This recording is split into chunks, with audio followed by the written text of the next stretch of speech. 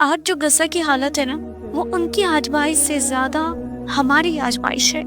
ہمیں لگتا ہے کہ وہ تکلیف میں ہے، وہ بھوکے مر رہے ہیں، اس کے اوپر بم برسایا جا رہا ہے، تو وہ اللہ کی طرف سے آزمائش میں مبتلا ہے، غلط فہمی پال رہے ہیں۔ ان سے زیادہ ہمارے اوپر آزمائش ہے۔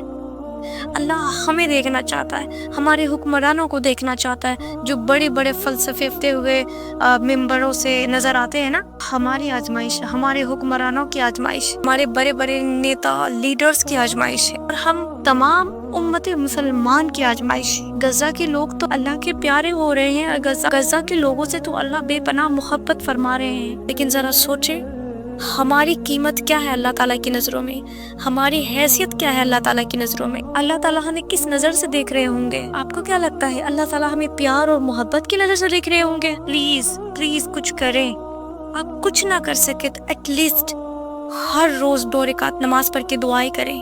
کیا ہم ان کے لیے دعائیں بھی نہیں کر سکتے؟ کیا ہم ان کے لیے بخشش کے لیے، ظلم سے نجات کے لیے دعائیں بھی نہیں کر سکتے؟ ذرا ان بھوکے بچوں کو دیکھیں، ذرا ان مظلوم عورتوں کو دیکھیں۔ امیجن کریں اگر وہاں پہ میری مائیں ہوتی، میری بہنیں ہوتی، میں ہوتی، یا ہماری اولادیں ہوتی، تو ہم کیا کرتے؟ پلیز جیسا ہو سکے، جس حال میں ہو سکے، اپنے فلسطین اور غزہ کے مسلمانوں کے لیے مدد کریں اور مدد بھجوائیں۔